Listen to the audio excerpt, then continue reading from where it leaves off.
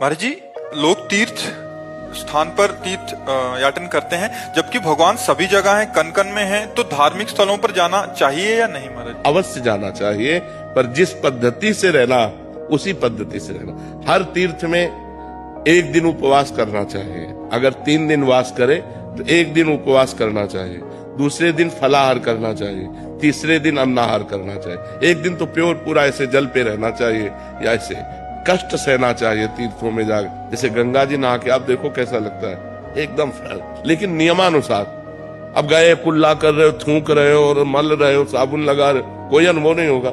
गए साष्टांग दंडवत किए, माथा में जल रखा और गए चुपचाप 5, 7, 11 डुबकी लगाई, एकदम बाहर हो गए। देखो एकदम आनंद आएगा। ये कमाओ जो तीर्थ स्थानों में परम पवित्र भाव कमाए जाते वो एक, लेकिन बड़ा विचित्र है।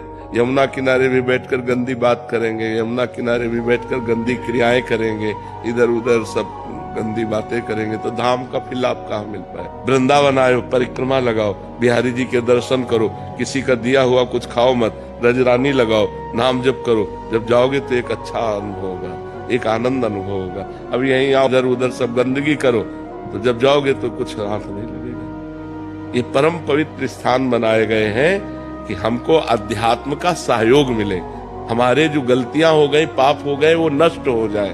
भगवान सर्वत्र है। दूध में घी है, पूड़ी पका सकते हो, लेकिन घी है उसी में, उसकी एक प्रक्रिया है। उसको दही बनाओ, मंथन करो, मक्खन निकालो, फिर उसको तप्त करो, तब वो घी बन जाएगा। समझ रहे ना? ऐसे परमात्मा सर्वत्र है।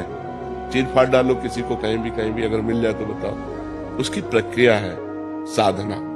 साधना के लिए हमें पवित्रता चाहिए।